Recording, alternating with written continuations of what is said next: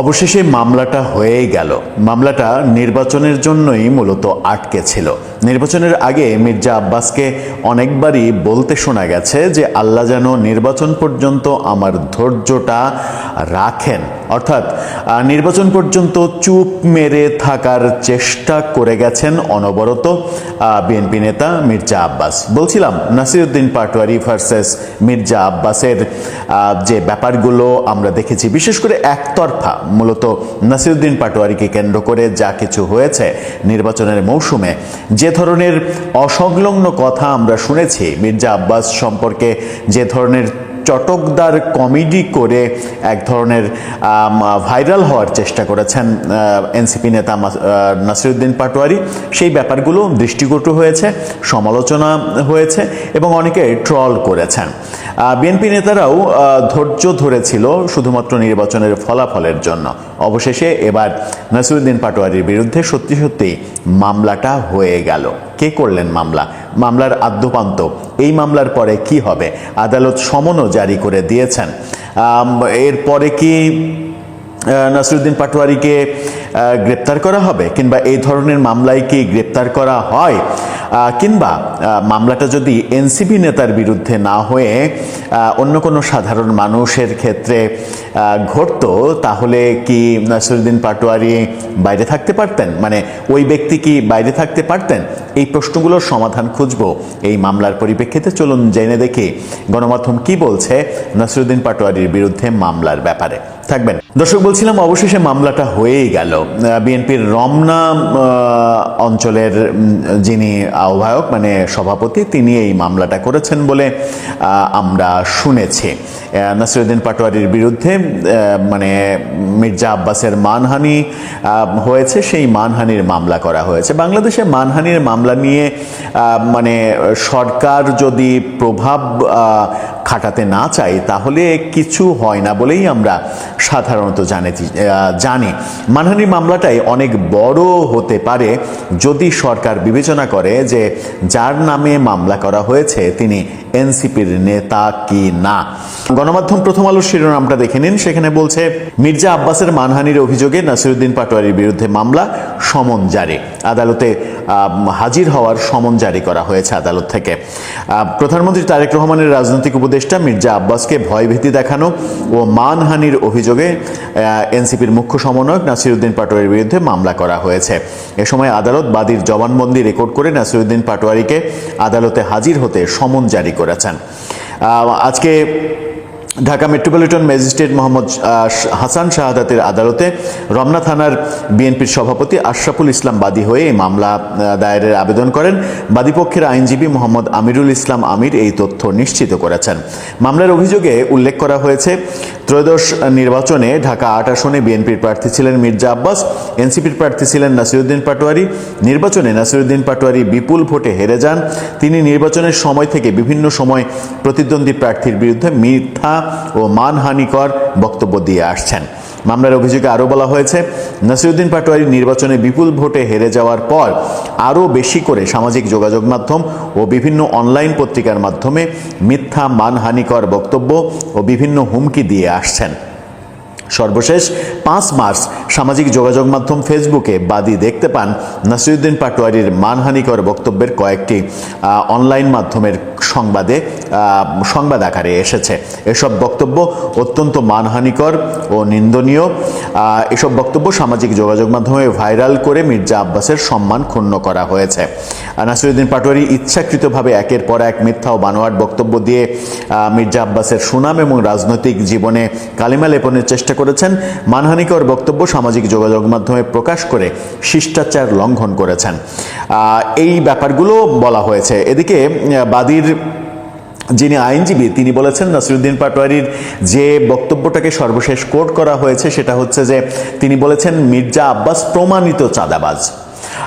এই বক্তব্য দেওয়ার চেষ্টা করেছেন বহুভাবে। আমরা কদিন আগে দেখলাম হাসনাত আব্দুল্লাহ তিনি তার একটা ভিডিও ছড়িয়ে পড়তে সেখানে একটা শিশুকে নিয়ে তিনি শুয়ে শুয়ে মিছিল ধরছেন, স্লোগান দেওয়াচ্ছেন সেই শিশুকে দিয়ে, মির্জা আব্বাস শিশু বলছে চাঁদাবাজ। এই যে ব্যাপারগুলো এনসিপি করেছে, এনসিপির নেতারা করেছেন। হাসনাত আব্দুল্লাহ তারপরে ফেসবুকে সরি বলে ক্ষমা চেয়েছেন। সরি বলে ক্ষমা পাওয়া যায় কিনা, শুধুমাত্র এনসিপি নেতা না হলে অন্য কোনো সাধারণ মানুষ হলে তার কি পরিণতি হতো, কি অবস্থা হতো, এটা বাংলাদেশের জনগণ খুব ভালোভাবে জানে। তাহলে কি ব্যাপারটা এরকম যে কারো বেলায় এক আইন আর একজনের বেলায় আর এক আইন, এই ব্যাপারটা বাংলাদেশে প্রতিষ্ঠিত হয়ে যাবে? আমার মনে হয় যে আইনের শাসন যদি প্রতিষ্ঠিত করতে হয় তাহলে সবার বেলাতে একই আইন হতে হবে। মির্জা আব্বাসের বিরুদ্ধে নাসিরউদ্দিন পাটোয়ারি যা করেছেন কিংবা হাসনাত আব্দুল্লাহ ওই শিশুকে নিয়ে যা করিয়েছেন, সেগুলো যদি তাদের জায়গায় অন্য কোনো সাধারণ নাগরিক হতেন, আমি নিশ্চিত তারা জেলে যাওয়া তো মানে খুবই সামান্য ব্যাপার, জেলে তো যেতেনি, তাদের জামিন জীবনেও হতো না, অন্তত বিএনপির আমলে 5 বছরে তাদের জামিন হতো না। কিন্তু এই ক্ষেত্রে ভিন্ন চিত্র দেখছি। এই কারণে কি বিএনপি সরকারের থেকেও তারা এনসিপিকে একটা বড় শক্তি মনে করে এক ধরনের ভয় পাচ্ছে, সেটা কি নাকি অন্য কিছু? দর্শক, আপনার কাছে কি মনে হয়? একটা মামলা দেখলাম, মির্জা আব্বাস মামলা করেছেন নাসিরউদ্দিন পাটোয়ারির বিরুদ্ধে, মানহানির মামলার পরিণতি খুব ভালো বাংলাদেশে, সেটা বলা যায় না। এগুলি শেষ পর্যন্ত আর ঝুলে যায় বা এর কোনো পরিণতি দেখা যায় না। কিন্তু গত 1 মাস 1.5 মাস ধরে যে ভয়ঙ্কর একটা অশ্লীলতা, কুরুচি এবং এক অস্থিরতা তৈরি করে রাখছে নাসিরউদ্দিন পাটোয়ারি। আমি বারবার বলেছি, এই কালচার যদি ধীরে ধীরে বাড়তে থাকে এবং এটা প্রশ্রয় পায়, এটা যদি বন্ধ না হয়, একটা ভয়ঙ্কর সমাজে বিশৃঙ্খলা তৈরি হবে। সিনিয়র জুনিয়র বলে কোনো কথা থাকবে না, কারোর মান সম্মান বলে কোনো কথা থাকবে না, সবাই একটা সংকুচিত থাকবে। এক ধরনের অসভ্যতার এবং বেয়াদবির একটা সন্ত্রাস সেটা পরিচালিত হবে এবং সবাই সংকুচিত হবে। যার যার মান সম্মান নিয়ে সে সব সময় আতঙ্কিত থাকবে। নাসিরউদ্দিন পাটোয়ারি পুরো নির্বাচনী প্রচার অভিযানে সেই কাজটি করেছে। আমি অবাক হচ্ছিলাম যে দেখলাম যে কিছু কিছু ক্ষেত্রে পাবলিক প্রোটেস্ট করছে, বিক্ষুব্ধ হচ্ছে যে আপনি কোথা থেকে আসছেন, কি বলতেছেন, আপনি বাড়ি কোথায় আপনার? তারপরও নাসিরউদ্দিন পাটোয়ারিকে দমানো যাচ্ছে না এবং এটাকে কেন্দ্র করে বেশ একটা অংশের মধ্যে উচ্ছ্বাসও দেখলাম, সমর্থনও দেখছি। আপনি দেখবেন যে মানে সিনেমা হলগুলোতে আগে দেখতাম, এখনো হয়তো তাই, জানি না, যখন নাকি খুব অশ্লীলতায় ভরপুর যে সমস্ত চলচ্চিত্র আসতো তখন হল ভর্তি হয়ে থাকতো। আর রুচিশীল কোনো সিনেমা যদি আসতো হলে দর্শক পাওয়া যেত না। তো নাসিরউদ্দিন পাটোয়ারি ওই যে অশ্লীল যে চলচ্চিত্র যারা নির্মাণ করতেন বা চালাতেন, তাদের সেই চলচ্চিত্রগুলো যেমন জনপ্রিয় হতো, নাসিরউদ্দিন এখন ঠিক সেই ধরনেরই তার জনপ্রিয়তা। এখানে কোনো বুদ্ধিদীপ্ত কোনো কথাবার্তা নেই। একসময় দেখেন মাহমুদুর রহমান মান্না, তারপরে আখতারুজ্জামান, যারা ডাকসুর ভিপি জিএস ছিলেন, খন্দকার ফারুক, আমার মনে আছে আনুল ইসলাম, সেই সময়ের যারা 90-এর দশকের ছাত্র রাজনীতি করতেন, তাদের বক্তৃতা মানুষ দাঁড়ায় দাঁড়ায় শুনতো, ছাত্ররা শুনতো, যে সেখান থেকে জ্ঞান আহরণ করত। আর এদের কাছ থেকে হচ্ছে বেয়াদবি শিক্ষা ছাড়া, কিভাবে মানুষকে অসম্মান করা হয়, অপদস্থ করা হয়, এইগুলো ছাড়া আর কিচ্ছু না। এমনকি দেখলাম যে এমনভাবে সঞ্চারিত হয়েছে, হাসনাত আব্দুল্লাহ তার ছোট বাচ্চাকে নিয়েও বলাচ্ছে যে মির্জা আব্বাস চাঁদাবাজ।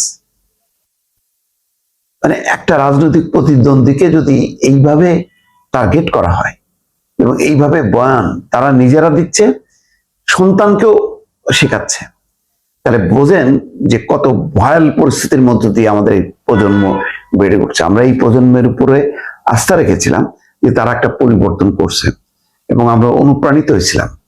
সেই জুলাইয়ের চেতনাটাকে তারা কিভাবে টুকরো টুকরো করে শেষ করে দিল, ধ্বংস করে দিল, বেয়াদবি, দুর্নীতি, নানান রকম কর্মকাণ্ডের মধ্য দিয়ে এখন তো পুরা যে জামাতের কলেজে ঠাঁই দিছে।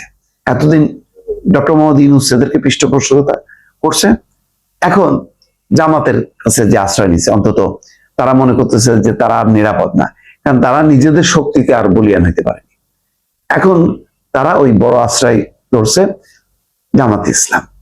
এর আগে ছিল ডক্টর মোহাম্মদ ইউনূস, তার বলে বলিয়ান হয়ে তারা সারা বাংলাদেশে মব চালাইছে, সারা দেশে তারা সফর করছে একদম সরকারি প্রোটোকল নিয়ে। এখন তো সেই দিন নেই। এখন তারা সেই কারণে তারা ভাবছিল যে জামাত ক্ষমতায় আসবে, তাহলে তো আর পাইকে। এখন দেখছে যে ক্ষমতায় আসতে পারেনি, এখন ওই বড় রাজনৈতিক দলের আশ্রয়ে আশ্রিত হয়েছে। কিন্তু তাদের ওই যে বয়ানগুলো, বেয়াদবিগুলো, সেগুলো অব্যাহত রাখছে। এখন মির্জা আব্বাসকে মানহানি করার অভিযোগ করা মামলায় জাতীয় নাগরিক পার্টির মুখ্য সমন্বয়ক নাসিরুদ্দিন পাটোয়ারিকে আদালতে হাজির হতে সমন জারি করা হয়েছে। রোববার মেট্রোপলিটন ম্যাজিস্ট্রেট মোহাম্মদ হাসান শাহাদাতের আদালতে বিএনপির রমনা থানার সভাপতি আশরাফুল ইসলাম বাদী হয়ে এই মামলার আবেদন করেন। আদালত মামলাটি গ্রহণ করে এই সমন জারি করেন। ঢাকার আইনজীবী সমিতির সাধারণ সম্পাদক সৈয়দ নজরুল ইসলাম এই তথ্য কালের কণ্ঠকে নিশ্চিত করেছেন। আমি একটা কথা বলি, বিএনপি এখন পর্যন্ত শান্ত শিষ্ট মনে হচ্ছে, কিন্তু বিএনপি তো বুঝতে পারছে যে এই জামাত, এই এনসিপি তাদেরকে ছাড় দেবে না। তো বিএনপি এখন পর্যন্ত তার একটা মধুচন্দ্রিমা আছে, সেই সময়টা পার করতেছে, কিন্তু এই পরিস্থিতিটা কিন্তু থাকবে না।